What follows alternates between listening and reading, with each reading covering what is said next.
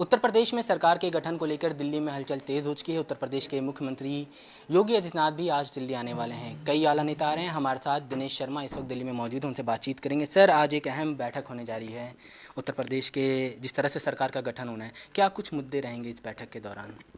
नहीं, बैठक का एजेंडा तो मुझे पता नहीं है, लेकिन बीजेपी के सामान्य प्रक्रिया है कि जब चुनाव होने वाला होता है, चुनाव हो जाता है या चुनाव नहीं भी होता है, तो कार्यों में का जो परीक्षण है, विश्लेषण करने की प्रक्रिया सतत कार्यकर्ताओं के बीच में भी, पदाधिकारियों के बीच में होती रहती है।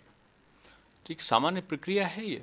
सर, ये भी कहा जा रहा है कि मंत्रिमंडल का गठन होना है, कौन कौन से मंत्री शामिल होंगे, साथ में उत्तर प्रदेश में एमएलसी के चुनाव भी होने वाले हैं, उसको लेकर भी बैठक में चर्चा होगी। मुझे इसका एजेंडा नहीं पता, लेकिन ये तो सभी जानते हैं कि एमएलसी के भी चुनाव हैं और मंत्रिमंडल भी बनना है। लेकिन ये सारा काम केंद्रीय नेतृत्व को करना होता है। समय के अनुसार जो कार्यकर्ता योग्य है उसका चयन वो करते हैं, लेकिन जिसका चयन नहीं होता इसका मतलब नहीं कि वो अयोग्य है, क्योंकि सीमित संख्या में लोगों को चयन करना होता है। तो उसमें क्षेत्रवार विषय होता है, उसमें व्यक्तिगत हर वर्ग का प्रतिनिधित्व हो, हर व्यक्ति के अभिरुचि के अनुसार उसको कार्यों का विभाजन हो, और सबसे बड़ा होता है कि संकल्प पत्र को हम कैसे पूरा करें। बीजेपी अक्षरशः अपने संकल्प पत्र को पूरा करने की प्रक्रिया हमेशा करती आई है, और 2017 में जो हमने संकल्प पत्र किया था उसको एक एक अंश को हमने पूरा किया है। इसी कारण जनता ने हमको दोबारा चुना है। सर, विपक्ष जो है वो अब आरोप लगा रहा है, पहले जब काउंटिंग नहीं हुई थी तब ईवीएम के प्रमुख हो रहे थे। अभी अखिलेश यादव की तरफ से एक ट्वीट किया गया और कहा गया कि 300 से ज़्यादा बैलेट के जरिए हमें जीत मिली है, बैलेट की जब काउंटिंग हुई है, लेकिन ईवीएम में हम हार गए। देखिए, अभी आंकड़ों का सच क्या है तो विश्लेषण करने पर ही पता चलेगा, क्योंकि आपने अभी तत्काल बताया है। लेकिन एक जनता का सच यही है कि भारतीय जनता पार्टी का मत प्रतिशत बढ़ा है। सीटें हमारी इन सब से कहीं बहुत ज़्यादा अधिक हैं, और सत्ता में बीजेपी ने प्रचंड बहुमत प्राप्त किया है। ये यथार्थ है और यही सच है। इस सच को स्वीकार करने की आदत विपक्ष को डालनी चाहिए। विपक्ष को हार के नए बहानों को बोलकर उसे वो जीत में परिवर्तित नहीं कर सकता। जीत में परिवर्तित करने का अधिकार जनता को है, और जनता के प्रति जवाबदेहिता का भाव के साथ बीजेपी चुनाव के मैदान में आई थी और बीजेपी जीती है। यही आज का सच है। सर, कांग्रेस से जुड़ा हुआ एक सवाल है। कांग्रेस ने कल, सोनिया गांधी ने सभी जो 5 राज्यों में चुनाव हुए थे वहाँ के प्रदेश अध्यक्षों से अपना इस्तीफा मांग लिया है। एक तरफ प्रदेश अध्यक्षों के ऊपर गाज गिर रही है, दूसरी तरफ G23 जो है वो एक्टिव हो गया है। लगातार आरोप लगाया जा रहा है आला कमान के ऊपर।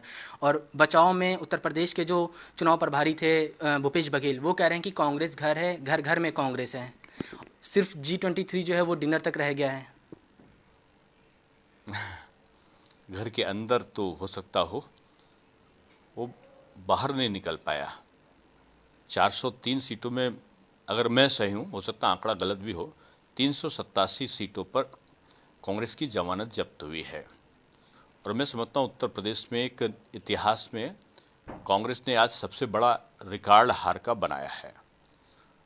अब ये उनके लिए अच्छा है कि खराब है, ये तो वो विश्लेषण करेंगे। बीजेपी अपनी पार्टी संगठन को आगे कैसे ले जाए और कैसे मजबूत करे, इसके लिए एक निश्चित प्रक्रिया के अंतर्गत हम काम करते रहते हैं, और समय समय पर जो बैठकें हैं, हम अपनी जीत का भी मंथन करते हैं, अपनी कमी का भी मंथन करते हैं। जीतने के बाद भी जहाँ पर कमी है उसका कारण भी हम ढूंढते हैं, हम उसका बहाना नहीं बताते। हमारा आधार ये नहीं कि हम क्यों जीत गए और क्यों नहीं जीत पाए कुछ जगहों पर। हमारा यह है कि हमें और बेहतर काम कैसे करना चाहिए, इस पर चिंतन हमारा जोर ज़्यादा रहता है। सर, एक आखिरी सवाल है। अगर उत्तर प्रदेश में योगी वन की बात करें तो 2 चेहरे सबसे ज़्यादा चर्चा में रहते थे, डिप्टी सीएम केशव प्रसाद मौर्य और दिनेश शर्मा।